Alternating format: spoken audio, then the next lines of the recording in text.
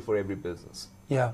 I often think about life is something that people often talk about work-life balance, and I think life is somewhat seamless. Right. You bring yourself into work, you bring life into your work, you bring your work into your life, and I think if you're passionate about what you're doing, if you have empathy, as you talk about it, if you have a real passion for serving customers and making a difference, you attract the best employees as well. Right. I mean, they want to work at a company that has that. You also have a great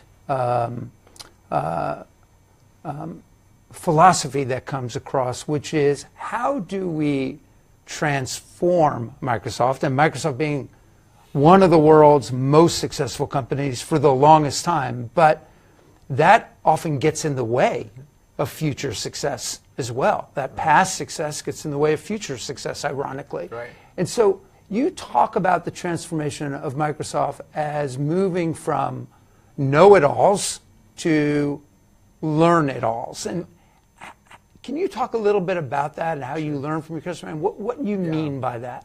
I mean, I think you're right, because what happens when you're a successful company is the novel idea or the concept that you have, the capability you have to actually build it or deliver it, and the culture, they're all in this beautiful virtuous lock, right? Everything reinforces and your business is growing, everyone loves you, and then what happens is something that every business will face, which is the novel idea you started with runs out of gas. Right. You now need the culture and capability to have come up with a new idea.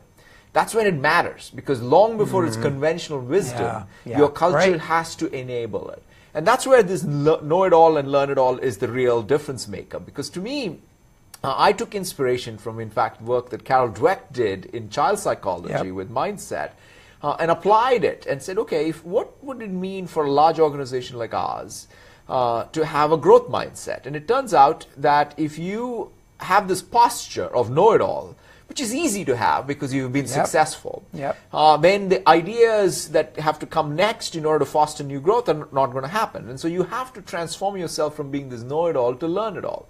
And I think that challenge is sort of simple to frame, but very tough. Because every new idea, especially at a time when you have the first thing that's still very successful, looks like a dumb idea, except that transitions are fairly binary. Yeah.